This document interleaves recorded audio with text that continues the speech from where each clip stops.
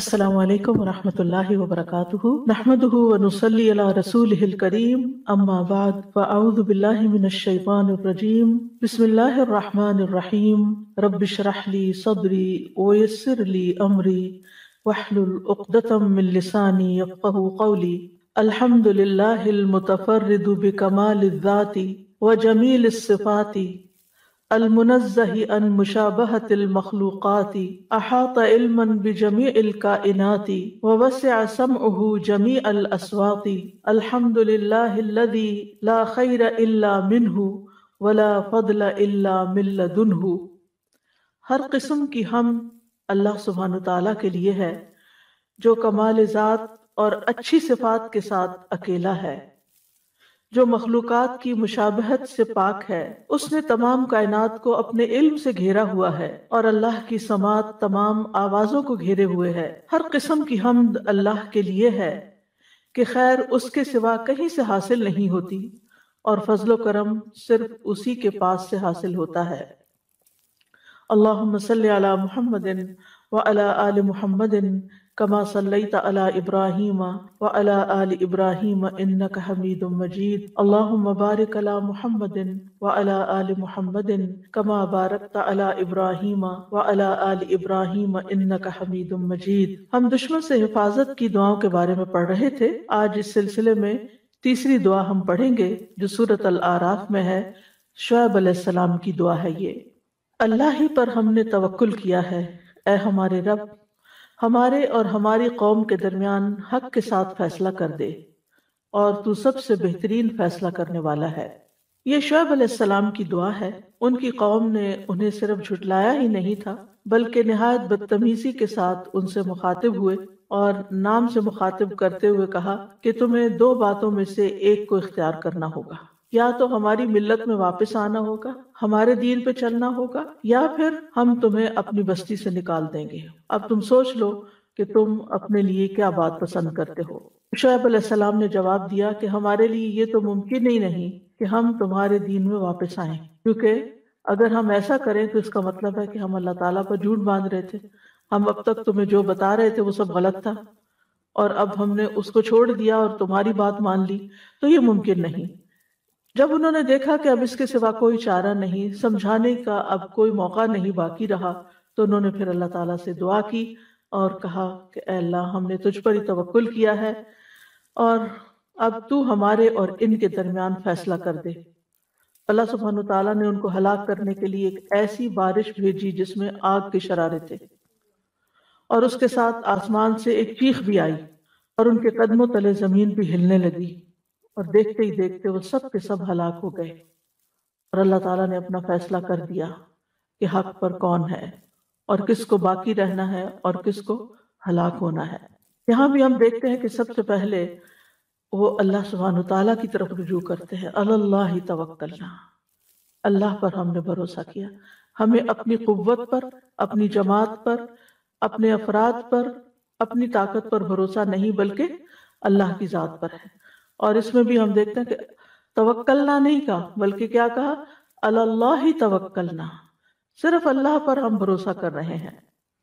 اور ربنا افتح بیننا و بین قومنا، فتح کا معنی ہے واضح فیصلہ، یعنی کھلا کھلا فیصلہ، جو بات کھل کے سامنے آ جائے۔ یعنی اے ہمارے رب، تو ہماری مدد فرما کہ ہمارے حق پر ہونے اور ان کے باطل پر ہونے کو خوب واضح کر دے، یعنی لوگوں کو یہ بات پتہ چل جائے کہ کون سچا ہے، کون صحیح کام کرنے والا ہے۔ وَأَنْتَ خَيْرُ الْفَاتِحِينَ، اور تو فیصلہ کرنے والوں میں سب سے بہترین ہے، یعنی ایسا فیصلہ کرتا ہے جو سراسر انصاف پر مبنی ہے اور اس میں کسی قسم کا کوئی ظلم شامل نہیں۔ ابن کثیر کہتے ہیں کہ اس کا مطلب ہے کہ ہمارے اور ہماری قوم کے درمیان فیصلہ فرما دے اور ان کے خلاف ہماری مدد فرما۔ ان کا مطلب یہ تھا۔ ہم دیکھتے ہیں کہ نوح علیہ السلام نے بھی اسی سے ملتی جلتی دعا کی تھی کہ رب ان ابنی من اہلی و ان وعدک الحق و انت احکم الحاکمین، اے میرے رب، بے شک میرا بیٹا میرے گھر والوں میں سے، اور بے شک تیرا وعدہ سچا ہے اور تو فیصلہ کرنے والوں میں سب سے بہترین فیصلہ کرنے والا ہے۔ یعنی اللہ سبحانہ تعالیٰ جو فیصلہ کر دیتا ہے، پھر اس کے بعد اس کو کوئی چیلنج نہیں کر سکتا، اسی کا فیصلہ اصل فیصلہ ہے۔ تو یہاں اللہ سبحانہ وتعالیٰ اس سے یعنی فتح سے اللہ سبحانہ وتعالیٰ کا ایک نام بھی ہے فتاح۔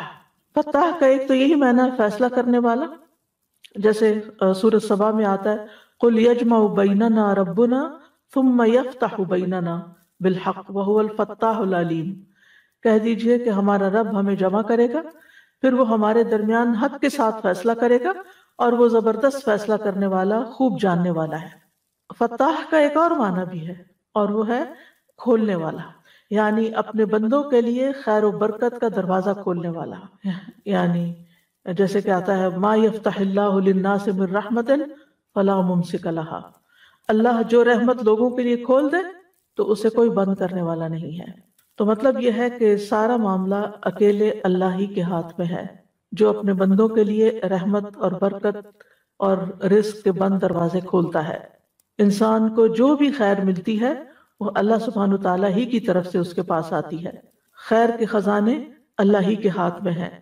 تو اس دعا سے بھی یہ بات پتہ چلتی ہے کہ اگر دین کے معاملے میں آپ کو شدید مخالفت کا سامنا کرنا پڑے اور حالات بہت تنگ ہو جائیں اور دشمن آپ پر حملہ آور ہونے کو دوڑ رہے ہوں، تو ایسی صورت میں پھر اللہ ہی کا سہارا اصل سہارا ہے، اور اسی سے دعا کرنی چاہیے، اور یہ دعا بہترین دعا ہے۔ اور پھر اسی طرح جہاں حق اور باطل کے درمیان فیصلہ نہ ہو رہا ہو کہ کیا سچ ہے اور کیا نہیں، تو اس موقع پر بھی یہ دعا کرنا مشروع ہے کہ فیصلہ پھر اللہ پہ چھوڑ دیا جائے۔ اور یہ بات تو ہم سب جانتے ہیں کہ مشکلات اور مصائب اللہ تعالیٰ ہی دور کرتا ہے، یعنی وہی ہے جو مشکل وقت کو آسانی میں بدلتا ہے۔ بعض اوقات ہم دیکھتے ہیں کہ ہماری دعا قبول نہیں ہوتی، ہم مشکل میں ہوتے ہیں اور ہم دعا کرتے رہتے ہیں لیکن وہ قبول نہیں ہوتی۔ تو پہلے تو ہمیں یہ بات یاد رکھنی چاہیے کہ قبول ہو چکی ہوتی ہے، لیکن اس کی وہ شکل نہیں ہوتی جو ہمیں پسند ہوتی یا جس شکل میں ہم چاہتے ہیں۔ ایک تو یہ ہے کہ وہ جو ہم مانگ رہے ہیں وہ چیز ہمیں فوراً ویسی کی ویسی مل جائے۔ اگر دعا کو آپ مال سے تشبیہ دیں سمجھنے کے لیے، مثال کہ اگر کوئی شخص آپ سے کہے کہ اگر تم اس وقت کوئی فائدہ اٹھانا چاہتے ہو تو میں تمہیں اتنا مال دے دیتا ہوں۔ دوسری آپشن یہ ہے کہ مال تو نہیں دیتا، لیکن اگر تم پر کوئی مصیبت آئی تو اس مصیبت میں جو بھی خرچ کرنا ہوگا وہ سارا میرے ذمہ، جیسے آپ انشورنس کراتے ہیں تو اس میں بعض اوقات آپ ایک تھوڑے سے پیسے آپ نے دیے ہوتے ہیں، لیکن جو نقصان ہوتا ہے وہ بہت بڑا ہوتا ہے، اور پھر وہ اس سے کمپنسیٹ ہو جاتا ہے۔ تو بعض دعائیں جو ہیں وہ اس شکل میں تو پوری نہیں ہوتی جس میں ہم مانگ رہے ہوتے ہیں، لیکن اس کے بدلے میں کوئی آنے والی بہت بڑی مصیبت ٹل جاتی ہے جس کا ہمیں علم نہیں ہوتا، اللہ کو پتا ہوتا ہے، اور اللہ سبحانہ وتعالیٰ اس کو ہم سے دور کر دیتا ہے۔ اگر آپ کو کوئی چوائس دے کہ یا تو یہ جو تم مانگ رہے ہو یہ لے لو، یا پھر اس مصیبت سے بچ جاؤ، کیا لیں گے؟ مصیبت سے بچنا۔ کہ ہو سکتا ہے ایک شخص گھر مانگ رہا ہو، گھر نہیں اس کو مل رہا، لیکن کوئی آنے والی مصیبت ٹل گئی کہ اس کی اولاد پہ یا اس کی اپنی جان پہ کوئی آنے والی تھی، کوئی بہت بڑا حادثہ تھا، کوئی بہت بڑی آفت تھی، تو آپ دعا اس چیز کے لیے مانگ رہے تھے، اللہ سبحانہ وتعالیٰ نے وہ آپ کی اس ایک اور چیز کے لیے قبول کر لی جو اللہ کی نگاہوں میں آپ کے لیے زیادہ فائدہ مند تھی، کیونکہ اگر آپ کو گھر مل بھی جاتا تو کیا ہوتا؟ مصیبت آ جاتی اور وہ گھر تو پڑے کا پڑا رہ جاتا، وہ تو خالی ہو جاتا۔